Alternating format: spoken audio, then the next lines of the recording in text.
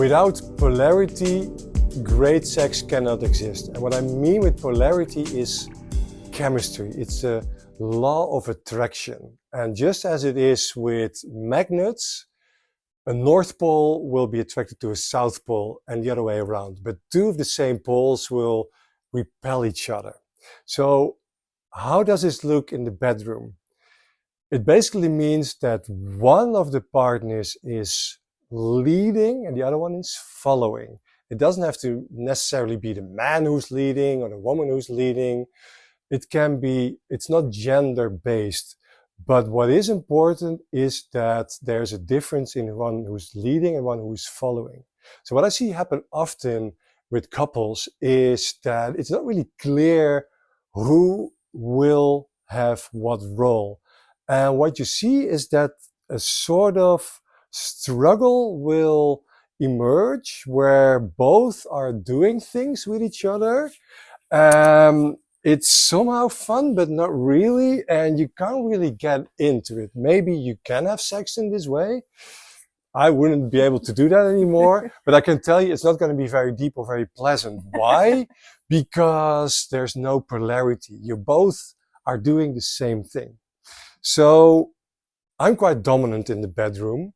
And if I say dominant, it doesn't mean like I have to be dominant. It can be very gentle, but I'm quite good in taking the lead. Doesn't mean that I always will have the lead, because sometimes Daphne, my wife, will be in charge as well. Why? Because I like to be sometimes not the one leading, and sometimes, not that often, I have to say. Could be a little bit more often. Daphne will be in charge, but more often than not, I'll be the one. Do you want me to lead more often? You can lead a little bit more often, so I can relax. Is that a request? That's a request. We'll talk about it after the video. Right.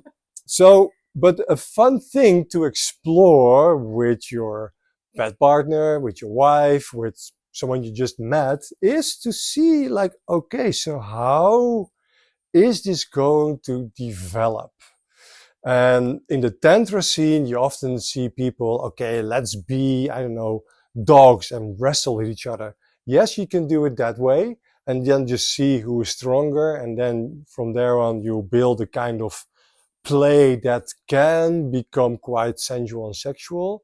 But you can also just, look at each other and just see what's going to go on. Right? In this case, for me, it's quite natural to start taking you like this. And already you can see, there's no resistance here at all. She just feels like, okay, yes, he can do what he feels like, of course, with her consent. Do you want me to resist? Well, now you're not resisting yet, but just imagine that she thinks like, no, don't want it. And already you see it's getting more difficult. And now this is what happens with a lot of people, right? And then they think like, no, I want to be in charge. I keep going. Or I can just say like, oh, something is going on. Let's see what's going to happen. And I stop doing things.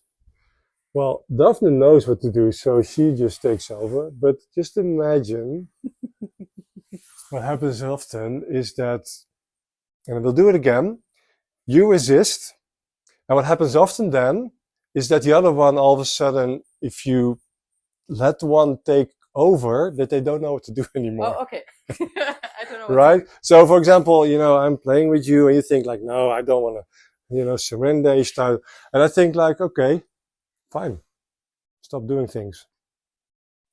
And then there's like a big question mark here. It's like, hey, you stop doing things, right? That's also a way of, okay, maybe you want to have a conversation about, okay, so you want to do things with me, or can I touch you? Who's going to do what? Sometimes you have to talk about it. Not always. But in this case, I'll show you, and let's play a little bit how it can look like if you sort of start to see like who is going to be in charge, and you are allowed to test me a little bit, because often that's what you can do. It's like, okay, let's test. Let's see if he really really wants to play with me, or if he's not. In this case, because I feel quite in the lead as I'm making this video, right? But I can also think like, oh, actually, I like when she's resisting, and I stop doing things. Why? You know, and also this is polarity, right? It doesn't have to be tough or hard. It can be very gentle, very soft. And just think like, oh, this is quite nice. And I could think like, oh, let me just lie down and you can touch me like this, right? And this is also good, guys. If you're not used to letting go of control, this is a good exercise. It's like, okay, you can touch me now for a bit. And you can just, you can play along and think like, okay, this is great. And at a certain point, you may feel like, okay, I feel like I want to take over again. I don't feel that right now. Actually, I love this. But just imagine this has been going on for a bit. And how's my microphone doing? And at a certain point, I think like, yeah, that's enough. Or maybe Daphne would lose her interest. You know, if you are, navigating, you have to be very present. Because if she starts to do this and she starts thinking about doing the groceries, I would feel that. Especially she would feel it if I do it to her. Right? And then I would be lying here and think like, what is she doing? Right? If that would happen like this, I would get bored. If I get bored, it means something has to change. And if something has to change, often in this case, I think like, I can do this better. And I would probably just take over and play with her.